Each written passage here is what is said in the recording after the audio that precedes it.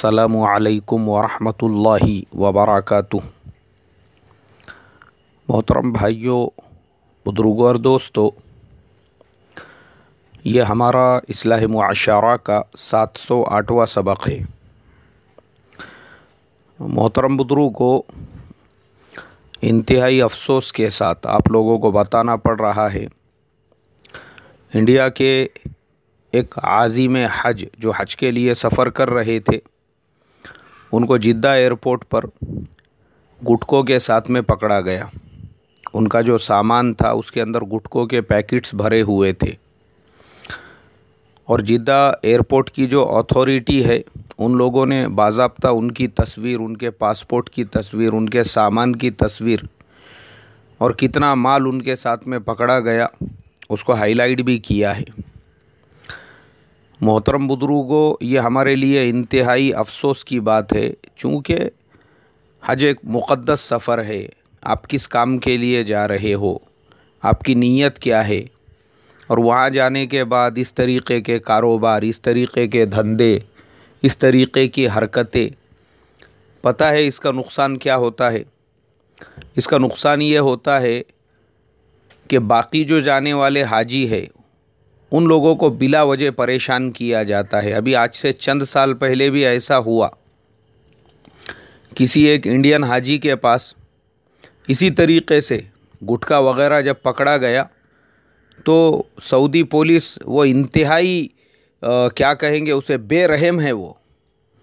हमारे यहाँ पे इंडिया में मैंने ख़ुद देखा हूँ, हमारे इंडियन एयरपोर्ट्स के ऊपर हाजियों का इतना अदब, इतना एहतराम किया जाता है। अरे हाजी साहब है, हाजी साहब है, जाने दो जाने दो। उनकी चेकिंग नहीं होती बराबर से, उनके सामान को स्कैन नहीं किया जाता। अरे ये लोग खाने पीने वगैरह का सामान ले जाते, ठीक है जाने दो बोल के। हमारा जो मुल्क है, हमारे मुल्क में इतनी सहूलत है, इतनी आसानी है, हमारे साथ में इतना प्यार का, मुरव्वत का मुआमला है कि हम जो चाहे वो ले जाने दिया जाता है। लेकिन वो तो सऊदी गवर्नमेंट है, वो हर आने वाले का पूरा सामान, हर एक चीज़ अच्छी तरह से चेक करते हैं और बहुत बेरहम, उनके यहाँ पे रहम नाम की कोई चीज़ नहीं। तो चंद साल पहले ऐसा ही हुआ। उसके बाद उन्होंने जिन जिन बिल्डिंगों में इंडियन हाजी थे वहाँ जाके उनका सामान तोड़ फोड़, बैगों को फाड़ फाड़ के चेक किए।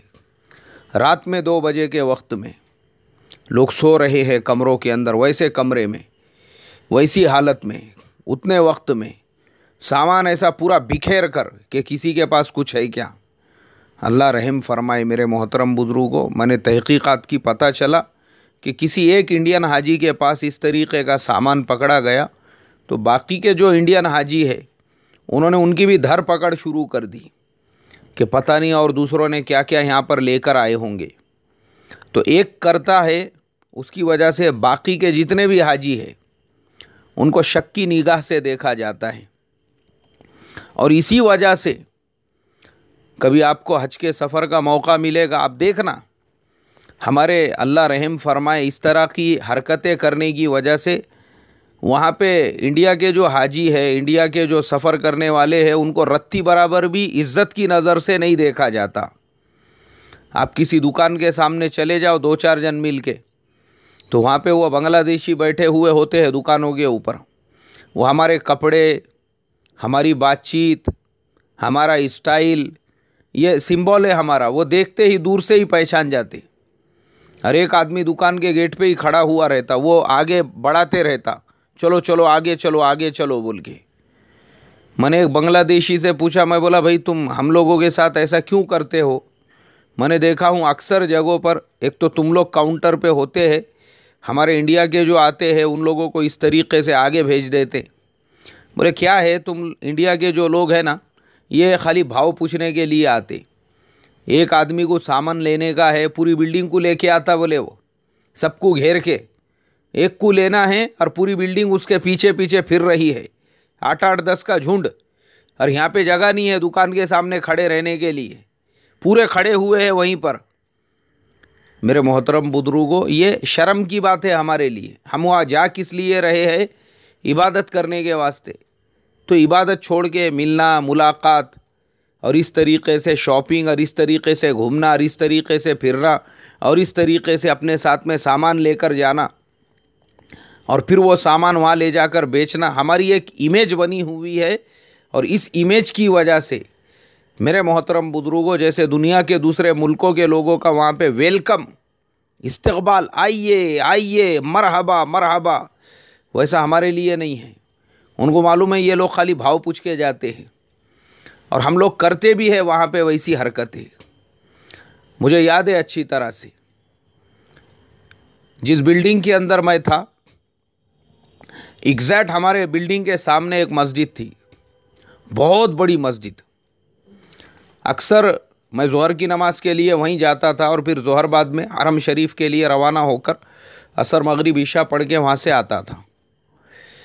अब मैं देखता था उस मस्जिद के अंदर, वो मस्जिद के जो लोग हैं उन लोगों ने खजूर रखे हुए हैं दोनों साइड से। और वो खजूरों का सिस्टम कैसे होता था, एक स्टैंड बना हुआ है और अलग अलग टाइप की खजूर का पूरा पूरा बॉक्स रखा हुआ है, 10-10 किलो का ओपन करके। एक बॉक्स में अलग नमूने की खजूर, दूसरे बॉक्स में अलग नमूने की खजूर, तीसरे बॉक्स में अलग, ऐसा कम से कम 8-10 टाइप की खजूर होती थी। और वो किसके लिए, तो मैंने एक साहब से पूछा, उन्होंने कहा एक्चुअली ये मस्जिद के अतराफ़ में बांग्लादेशी, हिंदुस्तानी, पाकिस्तानी ये सब हाजी लोग आते हैं, उन लोगों की खिदमत के वास्ते, उनके इकराम में, उनकी मेहमान नवाजी में, कि अब मस्जिद के जो लोग हैं वो तो किसी को जानते पहचानते नहीं, अपने घर पे नहीं ले जा सकते, इसके लिए क्योंकि बहुत बड़ी तादाद है तो इसके लिए मस्जिद में ही उन्होंने उनके इकराम का एहतमाम किया कि भाई ये लोग नमाज के लिए आए तो जिस टाइप की, जिस नमूने की खजूर चाहे वो मुट्ठी भर के ले सकते हैं, मस्जिद में बैठ के खा सकते हैं। बाजू में डस्टबिन है, उसके अंदर उसकी गुठलियाँ डाल सकते हैं।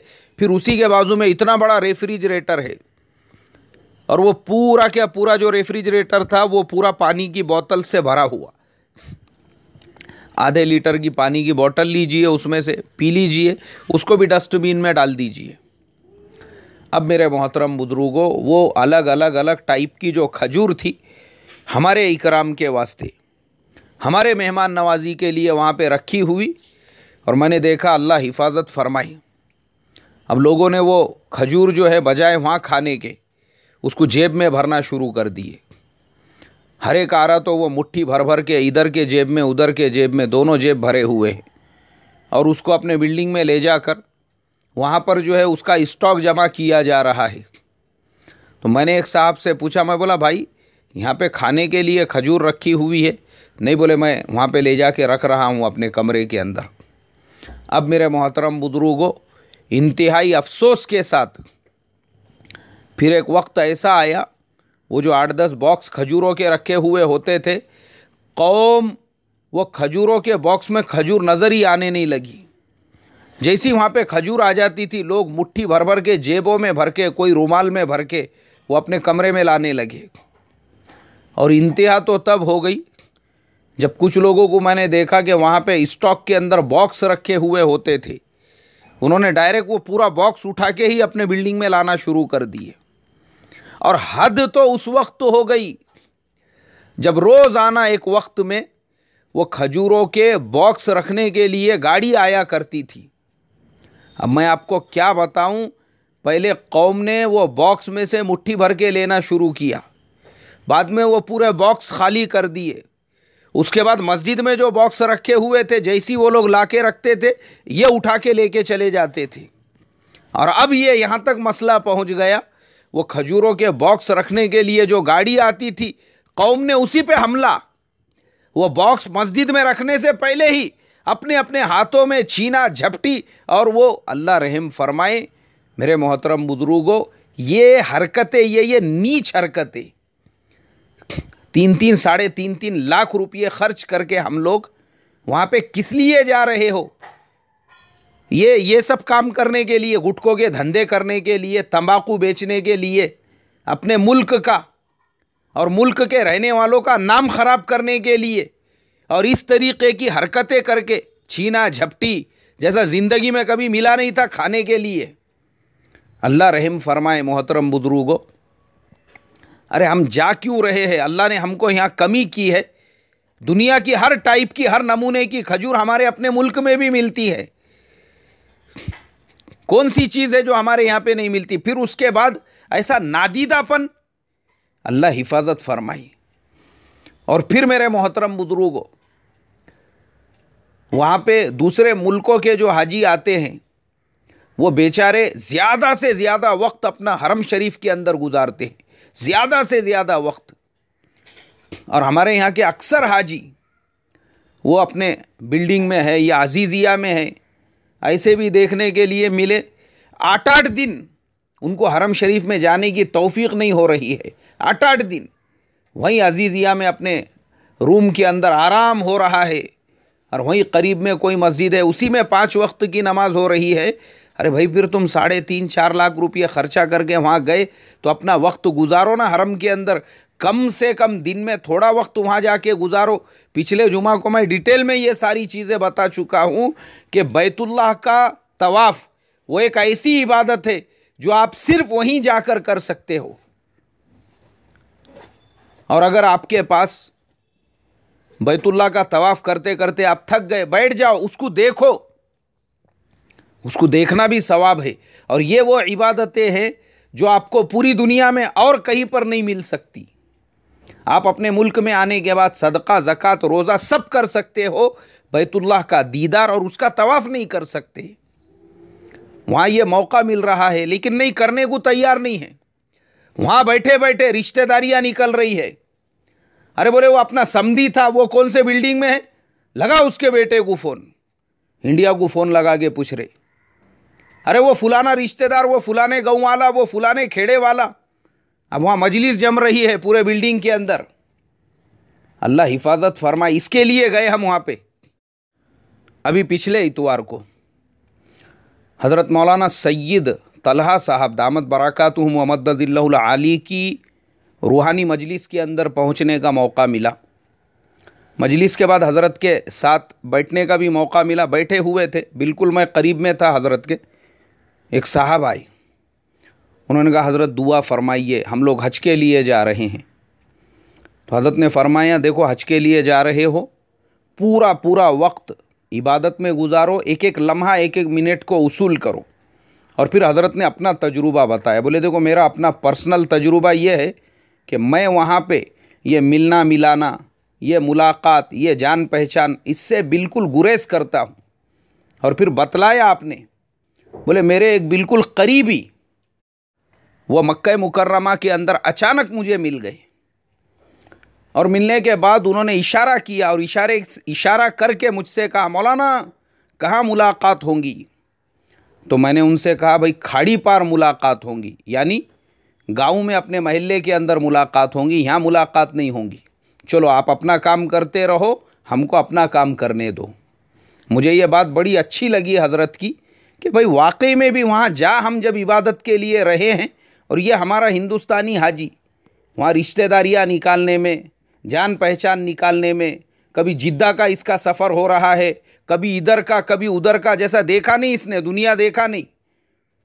वो अल्लाह के नबी सल्लल्लाहु अलैहि वसल्लम की हदीस याद आती है मुझे कि क़यामत के करीब के ज़माने में मेरी उम्मत के जो उमरा है, जो सलातीन है, वो फ़ख्र और घमंड के लिए हज करेंगे। आज वही हो रहा है। पैसे वाले लोग, हुकूमत में बैठे हुए लोग, वो फ़ख्र और घमंड के लिए हज कर रहे हैं। और फिर फरमाया, मेरी उम्मत के उलामा वो रियाकारी और रिकॉर्ड बनाने के लिए, फुलाने ज़िम्मेदार साहब के 15 हज हो गए, फुलाने अकाबिर साहब के 35 हज हो गए, फुलाने मोहतमिम साहब के 25 हज हो गए। अरे फुलाने मौलाना साहब तो 12 महीने वहीं है टिके हुए, छोड़ते ही नहीं। बोले वो हर साल पाबंदी के साथ रिकॉर्ड बन रहे हैं यहाँ पर। अल्लाह मेरी तुम्हारी हिफाजत फरमाई। ये 1450 साल पहले फरमाया था, हम आंखों से देख रहे हैं। और फरमाया मुतवस्सित तबका वो तिजारत और कारोबार के लिए हज करेगा, ये ऐसे धंधे करने के वास्ते। यहाँ से जाते जाते गुटके, यहाँ से जाते जाते मानिक चंद, यहाँ से जाते जाते तंबाकू लेके जाने का और पूरे मुल्क को बदनाम करने का एयरपोर्ट पे पकड़े गए तो। और बहुत सारे लोग आज यही धंधा बना लिए उन्होंने यहाँ से कुछ लेकर जाने का और वहाँ से आते वक्त खजूर के बीच में ऐसे बड़े बड़े डल्ले डाल के लाने का गोल्ड के, पता है कोई चेक नहीं करता। अरे हाजी साहब है, जाने दो जाने दो, अरे हाजी साहब है, जाने दो जाने दो। और हाजी साहब ये धंधे कर रहे हज के नाम पर, अल्लाह हिफाजत फरमाई। और फरमाया मेरी उम्मत का जो एकदम गरीब और फुकरा का तबका है वो भीख मांगने के लिए हज करेगा। देख लो आप, वहाँ पर लाखों भिखारी आपको ऐसे मिलेंगे जो हज के वीज़ा पर आते हैं, वहाँ पे भीख मांगी जा रही है। इसके लिए मोहतरम बुजुर्गों, अल्लाह ने ज़िंदगी में ये जो मौका अता फरमाया है ये इबादत के लिए, इस तरह के काम करने के लिए नहीं। अल्लाह मुझे आपको अपने एक एक मिनट, एक एक सेकंड को मक्कतुल मुकर्रमा और मदीना मुनव्वरा में उसूल करने वाला बनाए। अस्सलामु अलैकुम व रहमतुल्लाहि व बरकातुहू।